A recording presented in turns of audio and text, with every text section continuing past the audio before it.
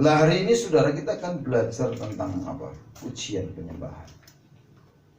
Jadi pujian penyembahan itu bukan bicara alat, bukan bicara lagu, bukan bicara kebiasaan, tapi bicara hati kita dengan Tuhan.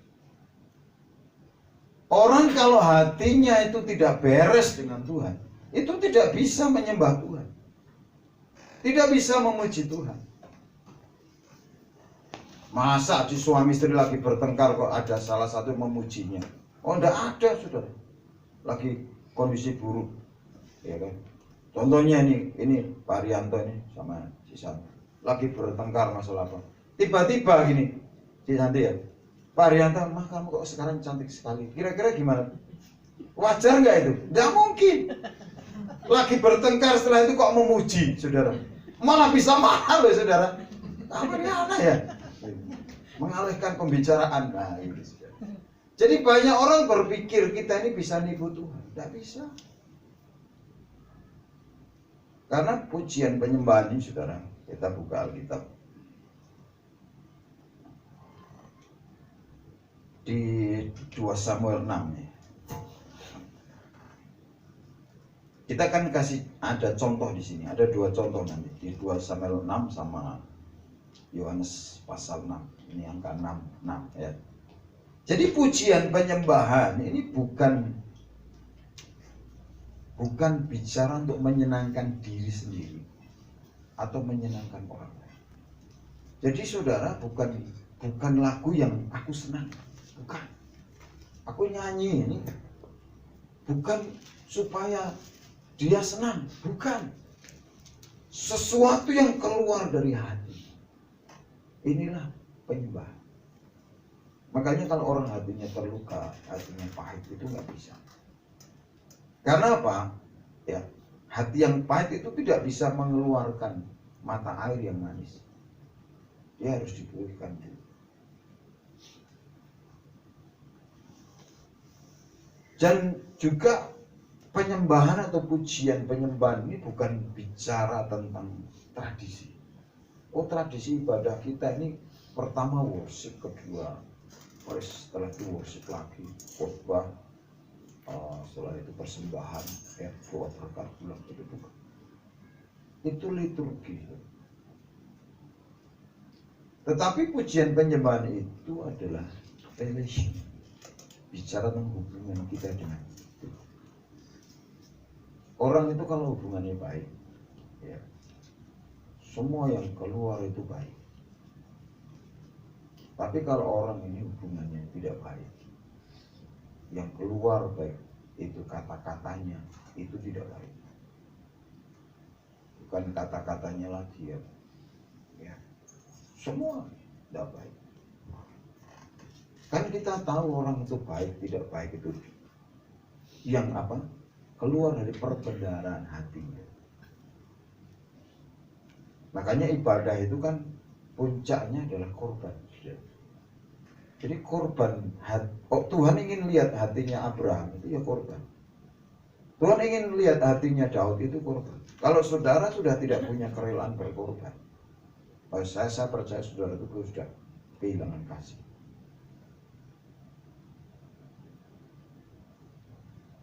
Saya berharap saudara itu mempraktekkan kasih saudara, bukan hanya kepada Tuhan, tapi diwujudkan kepada sesama. Contoh sederhana, lihat orang lain jalan kaki, saudara bawa mobil, kenapa enggak gitu? Diajak bareng. Gembala-gembala Eva tahu gereja belum ada mobil, kenapa enggak bawa mobil kemudian pulang pada dia? Itu diwujudkan kasih. Saudara, kekristenan itu bukan hanya mengasihi Tuhan, tapi ada wujudnya mengasihi sesama. Jadi saudara, bicara tentang penyembahan ini bukan libatkan tradisi gereja. Kita ini saudara harus menempatkan diri di Taman Eden. Artinya apa? Kita ini punya hak untuk membuat keputusan. Keputusan benar atau salah.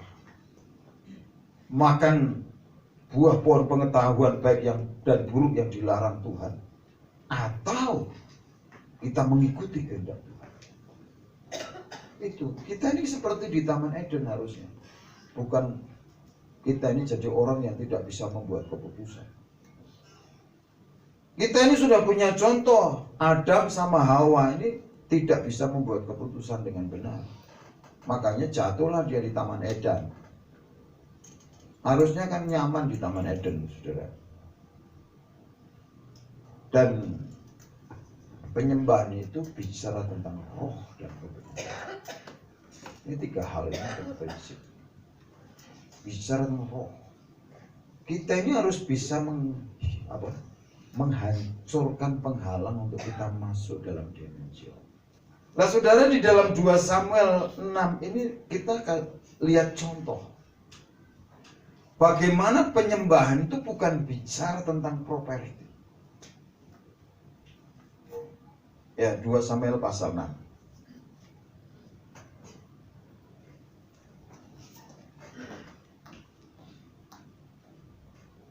Dari ayat yang pertama sampai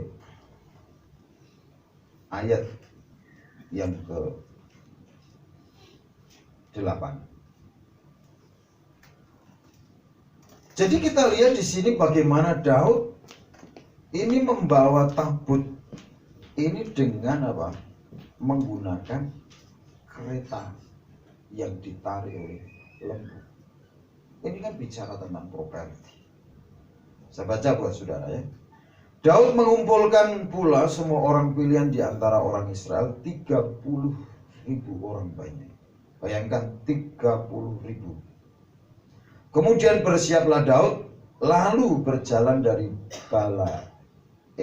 Yehuda, Baale, dengan seluruh rakyat yang menyertainya untuk mengangkut dari sana tabut Allah yang disebut dengan nama Tuhan semesta alam yang bertahta di atas keruwin.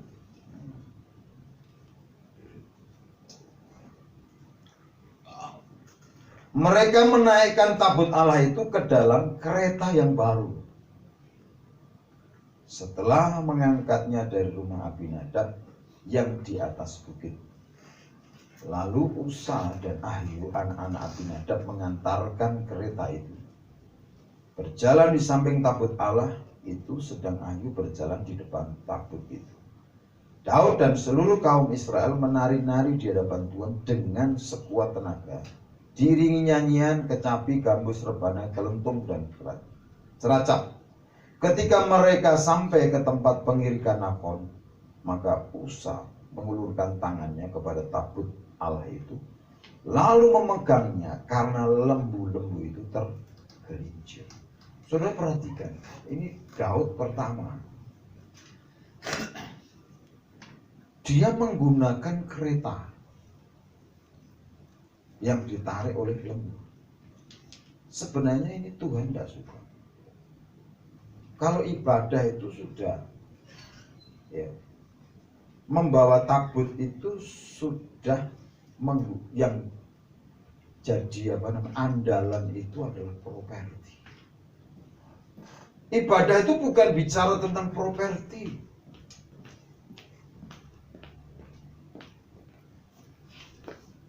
Sehingga saudara, kita lihat ini imamnya tidak turun, Abinadab. Makanya di situ kan kalau kita lihat ekspresi, apakah betul itu menyenangkan Tuhan? Kita lihat di sini, di ayat 5, Daud dan seluruh kaum Israel menari-nari di hadapan Tuhan dengan sekuat tenaga. Diiringi nyanyian, kecapi, gambus, rebana, kelentung, dan ceracap. Ini luar biasa. Dia senang. Apakah ini Tuhan suka? Kadang-kadang orang berpikir kalau lompat-lompat, menari-nari, tepuk tangan itu Tuhan suka. Ini emosi seringkali. Kita melihat emosi. Tapi bukan berarti nari-nari dan menyanyi itu salah. Nanti kita akan melihat sebenarnya esensinya di mana sih ibadah itu. Penyembahan itu esensinya di mana? Dia melihat bahwa tabut Allah itu sebagai sesuatu yang diarak, sesuatu yang perlu dirame-ramekan. Kalau saudara memandang ibadah itu dengan salah, saudara akan nasibnya akan seperti Usa.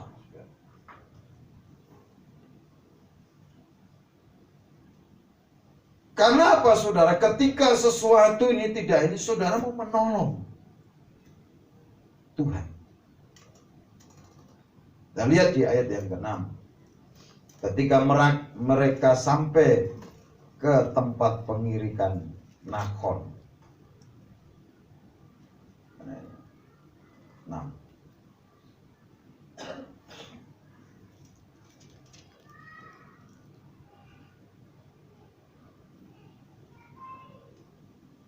Padahal sebenarnya saudara, kata Nakon itu artinya disediakan. Artinya ketika dia bisa lulus di situ, dia menerima yang namanya apa yang disediakan. Ada reward, ada penghargaan. Tapi dia justru gagal di situ.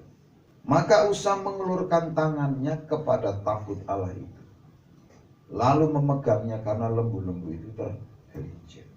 Saudara, sesuatu yang berurusan dengan Tuhan itu konsekuensinya hidup atau mati. Ini Usa ini sudah berani melanggar kekudusan. Makanya Daud itu punya kesempatan, dan dia ada tombak di sebelah kepalanya Saul pun dia tidak tancapkan. Kenapa? Ini urusan dengan orang yang diurapi Tuhan. Ini urusan dengan tabut Tuhan.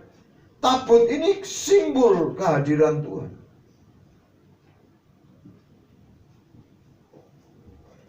Nah, seringkali banyak orang nyepelekan, saudara. Konsekuensinya itu mesti mati. Di ayat yang ke-7, maka bangkitlah murka Tuhan terhadap Usa. Jadi murka Tuhan di perjanjian lama ini kan kita mesti belajar supaya kita ini di orang-orang yang ini hidup sekarang itu tidak gegabah hidupnya gitu. Tapi hati-hati. Karena begitu Tuhan murka, Tuhan bunuh dia. Ya, di sini dikatakan maka bangkitlah murka Tuhan terhadap Usa, lalu Allah membunuh dia di sana karena apa? Keteledorannya. Ia mati di sana dekat tabut Allah. Karena keteledoran. Ini teledor. Ya. Seharusnya di dekat tabut Allah itu dia hidup tapi mati. Ya. Ini orang berdosa itu seperti itu. Sama seperti Saul. Seharusnya di pohon kehidupan, pohon tarbantin kehidupan itu dia hidup tapi justru mati. Ini kan ironis. Kenapa sih, saudara? Karena Daud ini dia menggunakan mengandalkan properti, menggunakan kereta, menggunakan lembu. Pujian penyembahan itu ini bukan bicara properti, tapi bicara orangnya, hatinya. Ini properti ini tergantung yang main musik, tergantung hati. Ini juga bisa mengeluarkan urapan atau tidak, itu tergantung. Ini benda mati. Jangan bergantung kepada properti. Makanya yang terpenting itu hatinya. Kalau saudara ini hatinya beres, saudara dengan Tuhan itu beres. Mau siapapun yang khotbah, mau siapapun yang WL, maupun siapapun, itu tidak ada kaitan. Itu hanya hati kita. Makanya seringkali hati ini kan diuji, karena iblis itu kan ingin meremuk hati. Salah satu cara yang gampang menguji hati itu harta. Hari kan sudah saya khotbah, di mana hartamu berada, di situ hati. Nanti kalau suami istri masih gonok gini, berarti hatinya tidak ada di istri, pasti di harta. Karena di Kristen itu tidak ada gonok gini, uangmu dan uangku, tidak ada, uang kita. Hatinya di mana? Kalau saudara ini sama pekerjaan Tuhan aja nggak peduli, sebenarnya hati saudara di mana? Pekerjaan misi nggak peduli, diakonia nggak peduli, katanya mengasihi orang lain. Mana persembahan diakonia untuk anak-anak janda, ya, yatim piatu, untuk anak-anak yang membutuhkan? Di mana hartamu berada, di situ hati. Ada banyak orang yang tidak bisa sekolah, katanya mengasihi. Buktikan. Ngasih itu tunjukkan dengan apa yang bisa saudara beri, bukan berapa banyak, tapi bukti itu jelas, saudara. Dunia itu butuh bukti. Nah, mari saudara, kita ini hati ini penting. Makanya hati ini kan perlu dijaga. Siapapun punya hak untuk melukai hati saudara. Dan jangan salahkan orang lain melukai hati saudara. Kalau hati saudara memang mudah terluka. Dan biasanya yang melukai hati saudara itu biasanya tidak orang jauh, tapi orang dekat. Apa yang Tuhan suka, saudara, sebenarnya? Di ayat yang ke-9 dan 8, Daud menjadi marah karena Tuhan telah menyambar Usa demikian hebatnya. Maka tempat itu disebut orang Peres Usa sampai sekarang. Pada waktu itu Daud menjadi takut kepada Tuhan. Lalu katanya, bagaimana tabut itu dapat sampai kepadaku? Sebab itu Daud tidak mau memindahkan Tuhan. Tabut Tuhan itu ke tempatnya, ke kota Daud. Tetapi Daud menyimpang dan membawanya ke rumah Obed-Edom orang Gat. Kehadiran tabut Tuhan itu buat Daud penting. Dia ngerti pentingnya tabut Tuhan. Mungkin saudara ngerti pentingnya hubungan dengan Tuhan, tapi bagaimana caranya, kan begitu. Karena apa? Ketika Tuhan ada di rumahnya, ini kita buktikan di rumah Obed-Edom. Di ayat 11, 3 bulan lamanya tabut Tuhan itu tinggal di rumah Obed-Edom orang Gad. Ini bukan orang Israel. Dan Tuhan memberkati Obed-Edom dan seisi rumah. Jadi di mana ada tabut Tuhan, di situ berkat. Makanya dalam hidup itu pentingnya kehadiran Tuhan, saudara. Karena orang yang meresponi dengan benar akan kehadiran Tuhan, rumahnya diberkati, rumah tangganya oke, hubungan suami istri baik, usahanya diberkati, apa yang dikerjakannya berhasil. Karena ayat ini berkata, dan Tuhan memberkati. Ini 3 bulan rumah Obed-Edom dan seisi rumah. Nah, ini pentingnya, saudara, kehadiran Tuhan. Kalau saudara tidak pernah menganggap penting kehadiran Tuhan dalam pernikahan saudara, dalam keluarga saudara, dalam usaha pekerjaan saudara, ya susah, saudara. Tuhan mau memberkati saudara. Mari kita ini berpikir ini seperti Daud. Daud itu seorang worshiper, seorang penyembah, pemuji dan penyembah. Dia ngalami deadlock. Why? Kenapa? Tabut Tuhan tidak bisa aku bawa. Apa yang salah dengan hidup? Apa yang salah? Saudara, yang salah itu cara mengangkatnya ini. Karena yang pertama yang diandalkan adalah properti, kereta dan lembu. Makanya saudara melayani Tuhan, kita ini tidak jadi kereta dan tidak jadi lembu. Banyak orang dulu salah, kalau pelayanan itu, aku tugas enggak. Nah, itu kayak hansip saja, tugas sama ada. Itu kan kayak hansip tugas ronda. Pelayanan itu ekspresi mengasihi Tuhan. Kalau saudara mengasihi Tuhan, saudara akan melayani Tuhan.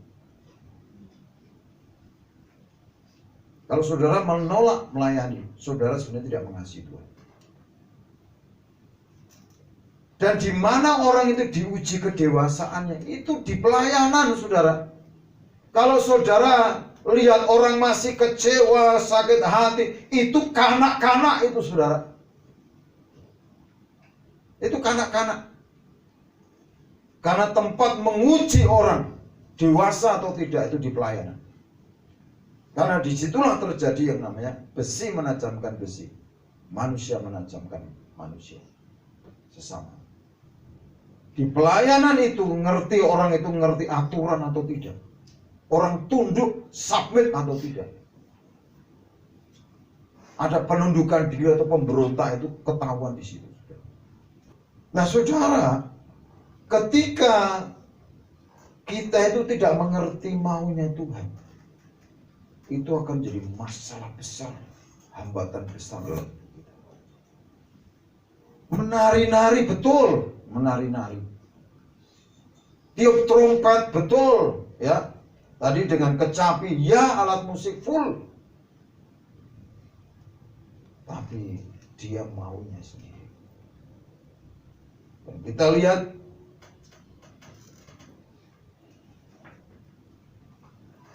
ayat 12, diberitahukanlah kepada Raja Daud demikian, Tuhan memberkati seisi rumah Obed-Edom dan segala yang ada padanya oleh karena tabut Allah itu. Jadi tabut Allah itu simbol akan kehadiran Tuhan. Ini simbol relation, hubungan. Karena orang yang hubungan tidak benar, hatinya tidak benar, mati sudah. Si siapa tadi? Usa. Ini padahal anak imam. Mati.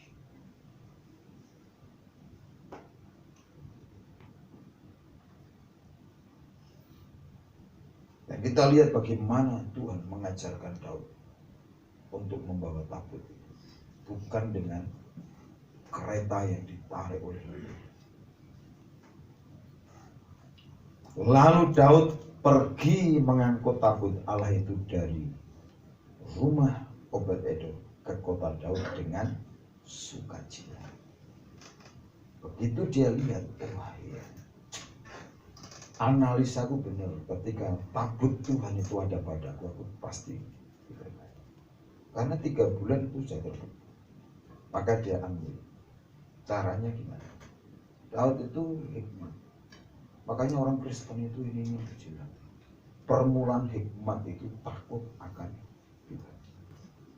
Saudara belajar dari Daud, dia tahu begitu dia dipukul, saudara. Oh, berarti aku salah ini. Apa yang harus salah? Kita lihat ayat 13. Apabila pengangkat tabut Tuhan itu melangkah maju 6 langkah, maka ia mengorbankan seekor lembu dan seekor anak lembu gemuk. Urusan dengan Tuhan itu yang diurusi adalah hati. Ini pengangkat itu manusia. Ini iman. Ini pelayan. Jadi tidak pakai lembu, pakai binatang. Lembu itu bukan untuk menarik, untuk mengangkat tabut Tuhan, tapi lembu itu untuk dikorbankan.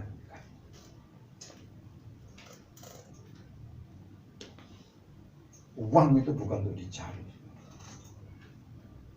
tapi uang untuk sebagai saran untuk saudara memberi. Beda cara menggunakan. Lembu ini saudara lihat,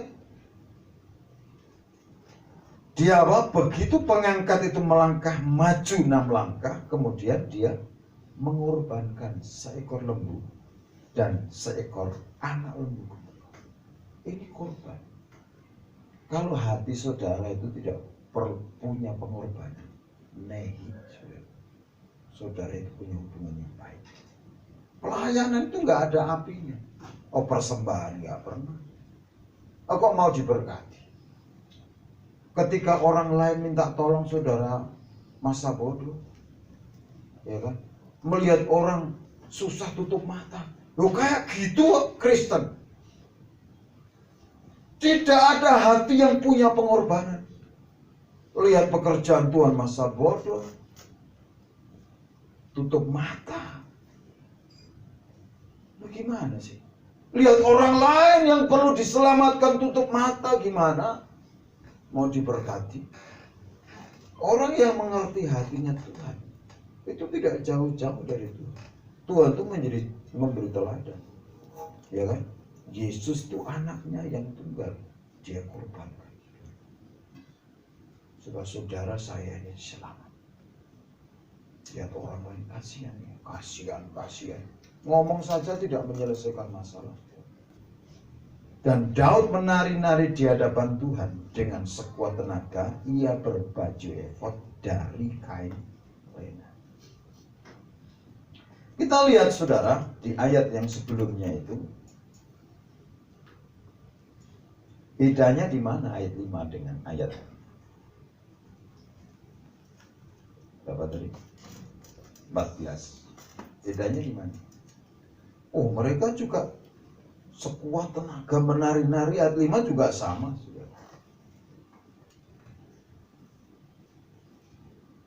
Malah ini diiringi nyanyian kecapikan. Bedanya, Daud tidak menggunakan baju. Saya kasih tahu pelayan-pelayan, kalau kamu tidak ada kekudusan, tidak ada dampak dalam hidup. Saudara jemaat, kalau nggak benar, saudara tidak akan dampak. Itu yang membedakan. Kenapa? Ini yang membedakan. Daud itu menggunakan baju efod. Baju efod itu ada bicara tentang kekudusan. Pendoa-pendoa. Masa pendoa itu mestinya nolong orang lain, mendoakan orang lain, kok masih perlu didoakan? Balik. Ini harus dipakai baju efod itu. Nah, ini yang membuat berbeda saudara. Sehingga apa? Kita lihat di ayat 15, Daud dan seluruh orang Israel mengangkut tabut Tuhan itu dengan diiringi sorak dan bunyi sangkakala. Ketika tabut Tuhan itu masuk ke kota Daud, maka Mikal anak perempuan Saul menjenguk dari jendela lalu melihat Daud. Raja Daud meloncat-loncat serta menari-nari di hadapan Tuhan. Sebab itu ia memandang rendah Daud dalam hati. Saudara, saya kasih tahu, orang yang berurusan dengan Tuhan itu pasti hidup atau mati. Usaha itu menyentuh yang bukan bagian mati. Mikal ini menyentuh Daud, memandang rendah, sekalipun dia ini suaminya. Dan seumur hidupnya Alkitab mencatat dia tidak punya anak. Orang suka memandang rendah, menyepelekan. Ini urusan dengan hamba Tuhan. Daud ini kan imamat raja ini. Makanya mandi. Ini namanya mati pucuk mendadak. Tiba-tiba mati pucuk. Mati Mikal. Dan di seluruh Alkitab tertulis ada banyak orang mandi. Hanya satu yang tidak melahirkan, Mikal. Karena memandang rendah. Jangan, seringkali banyak orang nyepelekan pelayan. Yang penting itu keluarga. Yang penting itu usaha. Yang penting itu makan. Nah, ya silahkan makan dewek. Kalau saudara tidak menempatkan Tuhan sebagai otoritas yang utama dalam hidup saudara, saudara akan kehilangan yang namanya kehidupan itu. Orang Israel itu yang penting itu Tuhan. Kasihlah Tuhan Allah dengan segenap hati, dengan segenap jiwa, dengan segenap hati. Bukan yang penting makan, yang penting keluarga, bukan. Tapi yang penting kasihlah Tuhan Allah. Bahkan Yesus berkata apa? Kalau kamu tidak meninggalkan ayah dan ibumu dan ikut aku, kamu tidak layak. Itu saudara. Makanya saudara belajar tentang sebuah prioritas. Daud ini ditinggalkan orang tuanya, tapi Tuhan tidak meninggalkan dia. Dan Daud ini sudah belajar. Akhirnya dia jadi seorang rasional. Di dalam Yohanes pasal 6 ayat 1 sampai berikut itu, bagaimana perempuan Samaria hatinya tercapek-capek. Itu dilukai oleh 6 laki-laki. Loh, banyak orang baru dilukai sama satu laki-laki aja sudah kayaknya guling kuming kayak, ya kan? Ini 6 laki-laki loh sudah di dalam Yohanes pasal 6. Tapi justru saudara, Yohanes pasal 4, respon ini penting. Respon itu membawa kepada perjumpaan dengan Tuhan. Kenapa banyak orang itu nggak ketemu Tuhan? Karena responnya yang salah. Baru disakiti satu laki-laki aja, sakitnya seumur hidup, sakitnya 15 tahun. Loh, satu laki-laki. Ini perempuan Samaria itu 6 laki-laki. Apa enggak remuk? Kalau saudara tidak bisa mengampuni, saudara tidak pernah ketemu Tuhan. Titik. Ya. Maka saya lihat banyak orang itu karena tidak bisa mengampuni, makanya tidak pernah bisa mengalami Tuhan dalam hidup. Mengampuni susah, mengampuni suaminya susah, mengampuni orang keluarga saudaranya susah. Bagaimana mau mengalami Tuhan? Nah saudara nanti sudah baca sendiri dalam kisah itu. Kenapa? Sampai akhirnya, karena orang yang mau dipulihkan ini saudara, ketika ketemu Tuhan itu orang mesti pulih.